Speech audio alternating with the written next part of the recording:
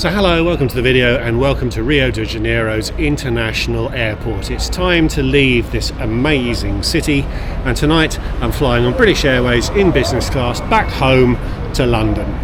Now, when I booked this trip I didn't think I'd be making a video about this flight because it's a club suite, and I flew a club suite on the way down and covered it quite comprehensively in this video here, but there are a few differences on this flight which I think should still make it an interesting video.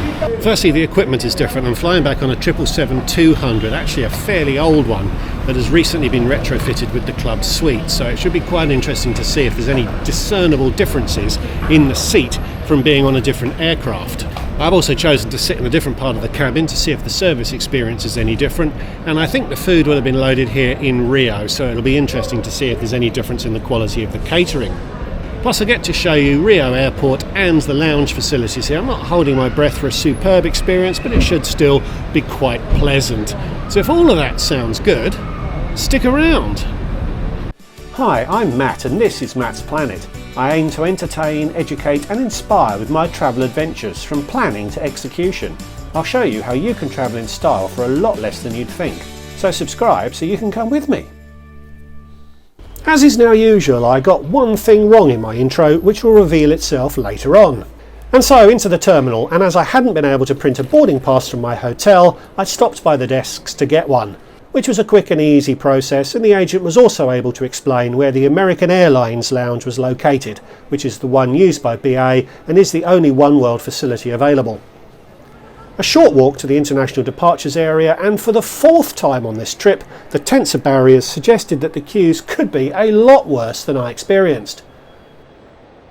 Then something very weird happens that I couldn't really film. You can just see a group of soldiers by the exit of the security lane. You had to do the usual security performance, everything out of the pockets and into a tray, liquids out too, as this was an international flight, before going through the metal detector. Then once you'd packed everything up, the army had set up a checkpoint where they frisked you. So you had to empty your pockets again to get frisked. I have thought long and hard about this and cannot fathom why they were doing this. Anything metallic would have been caught by the detector arch, anything bladed would have been found by the X-ray. It seems a pointless make-work exercise, or the army just doesn't trust the airport's security, which would be a bit of a worry. Let me know in the comments if you know what they were looking for, but it was one of the daftest exercises I've ever seen at an airport. Something very unusual happened when we got to London too, so I'm really quite pleased that I decided to film this trip. Passport control then, which I also didn't film, and into the duty-free shop. I did have a quick look as I was heading straight home from Heathrow, but it was quite poor value. Stuff was cheaper in my local Asda. So off to the lounge, and it was a fair walk, up 2 escalators and along a lengthy corridor. My timestamps tell me it took over 4 minutes to get there from the exit of the duty-free shop. Then I came across the rudest person I'd met anywhere in Brazil. What a shock that she'd been hired to work for American Airlines. Curt, unhelpful, and when she noticed my camera, she told me it was forbidden to record employees. Which of course is fair enough, but it wasn't the warmest welcome I've ever had to a lounge. Excellent views though from that lounge, which I thought, apart from the welcome, was pretty good. There was a reasonable food offering, both hot and cold, some wonderful chocolates at the far end too. Prosecco rather than champagne, a few wines and a modest spirits range, nothing particularly premium to be found here. With beers and soft drinks available in a fridge. Our plane had come in from Buenos Aires and was a 22-year-old Boeing 777-200 series. It was sporting a great Festival of Creativity livery, which it had sported for 9 years since 2015. Time flew and it was another decent hike to the gate. This really didn't look like a 777's worth of passengers, and indeed it wasn't, as the plane was already quite heavily loaded from the flight up from Argentina, and those passengers hadn't been required to disembark. Last winter BA serviced Buenos Aires with a stop in Sao Paulo, but this year they were stopping in Rio. Group 1 was duly called and it was another long walk to the plane. Rio Airport was nice enough to travel through, but they really keep you fit with the distances you have to cover. Onto the plane, and whilst I'd originally picked seat 1A, I'd moved to 5K to see if the service experience was different a little further back in the cabin. I covered the seat in detail in that earlier video, so won't do so here again. space in the overhead lockers for the wheelie bag. Thanks very much.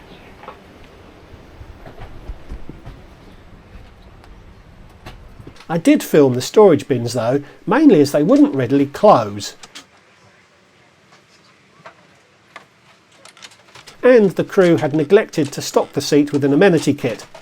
The latter was easily remedied by me asking for one. Not a huge deal, as the seat was probably empty up from Argentina, although it's something that just shouldn't have happened. While it was still light, I did look closely at the foot cubby, and it was quite a lot smoother than I'd experienced on the A350 down from London. No protuberances to annoy the taller sleeper. Otherwise, as far as I could tell, the seat was identical to the seat on the A350. A pink champagne was offered as a pre-departure beverage, and only a pink champagne. Both of the sparkling wines listed on the menu were white, so this was an early clue that things weren't as they should have been. As it wasn't on the menu, I don't know what it was, but of course I drank it, and let's just say that if I did know what it was, I wouldn't be rushing out to buy cases of it. We pushed back just a couple of minutes late, and I resisted the urge to give Robert Peston even more prominence in my videos by recording a different portion of the quirky BA safety video. We took off towards the northwest, so I didn't get to capture any of Rio's headline attractions from the window, and as the cloud cover was pretty low, the views tailed off pretty quickly.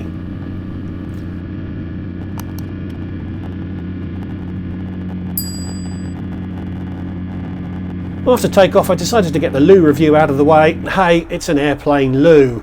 A few potions for the business cabin, but nothing too extravagant. So the seat. By installing a new seat into a 22-year-old airplane, BA is obviously expecting this plane to be around for a good few years yet. It's quite easy to distinguish the 777 from the A350 given how it's shown on their website. The refit was done in January 2022, which was a good 3 or 4 years after the first seats went into that A350. And whilst I couldn't detect any major differences, the seat's build quality really wasn't great. As I said, the seat panniers took a bit of closing, and the door to my suite would only release from the takeoff position when a crew member put pretty much their entire weight behind it. I couldn't really film this, but it was a major workout for them to get it out of that locked position.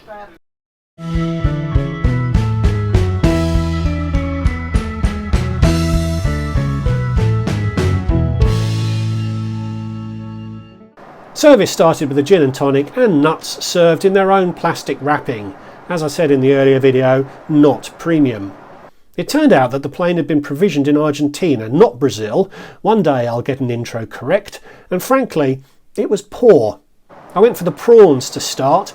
The salad was just inedible, and the prawns were virtually tasteless. I grumbled to the crew member, and he said, yeah, a lot of passengers are saying that.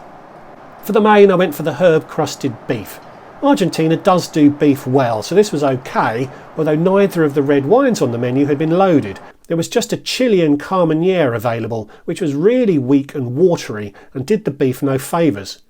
As we'd had an off-menu pink champers on boarding, I suspect the advertised champagnes had not been loaded either. Then the cheese, accompanied with a port. I've already moaned about BA delisting the cognac, so won't do so again here. Then, as it wasn't quite sleepy time, I asked for a glass of the Dalwhinnie to accompany a movie, and you guessed it, that hadn't been loaded either. They did have the Singleton, which isn't on the menu but used to be BA's go-to whiskey, and the crew member did bring me an absolute bucket of it, but again I found it quite bland, and I don't think it's a patch on the Dalwhinnie that BA should have had. It really wasn't a great experience. I didn't video the bed as I'd covered that before, but I slept reasonably well for perhaps 6 hours before it was time for breakfast. Lots and lots of fruits to start, then I went for the full English, which was actually quite nice. And we descended into a very cold and frosty London. This was the return leg of a redemption I made utilising a Barclays upgrade voucher, so it cost me 50,000 avios plus £275 for this leg, which is exceptional value for a business class flight of this length, even with the shortcomings. I did lodge a complaint when I got home about the experience, and BA offered me 10,000 avios in compensation. There's a saying when negotiating that whoever mentions a number first loses, and BA did lose as I appealed this. I've found that telling BA what you think is fair often works once they've made their initial derisory offer, of course. So I said that there were 3 issues: the quality of the food, the lack of advertised drinks and the broken seat, each of which I thought was worthy of 10,000 avios. And BA agreed, so I got 30,000 avios, which was 60% of the avios cost of this flight. And credit to BA, the entire complaint procedure, including the appeal, was done and dusted inside of 3 days. It was 32 degrees when we boarded and -4 when we got off, so BA decided to acclimatise us to this temperature shift by using a bus gate. Always a bit annoying, but the bus will deliver you to a point pretty close to the immigration desks, so it can save you a lengthy walk, especially if you arrive into a C gate at Heathrow's Terminal 5. And BA did manage to hold back the masses, so the club cabin got its own bus. I said earlier that something unusual also happened at Heathrow, and there was an impromptu passport check as we entered the building.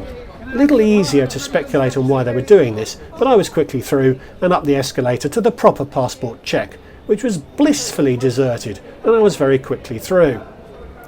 It was tempting to head straight home, but I decided to take the opportunity to visit the arrivals lounge, available to long-haul passengers arriving in Club or First, plus Executive Club Gold Card holders. Silvers needs to head straight home. It's located at the south end of the terminal, between the arrivals and departure levels. And it was really nice. This was around 8:30 AM and it was very quiet. There is an inner sanctum for First or Gold guest list passengers, but showers are available for everyone, along with a decent buffet. BA does do hot breakfasts pretty well in their lounges. Indeed, I'd say it's a real option to sleep through the breakfast on a plane and head here after landing, as the plane's options are usually inferior to what you'd find here. So after that brief filming stop, I headed home. Overall, it was a mildly disappointing experience, but I think BA did a good job of setting things right after I landed.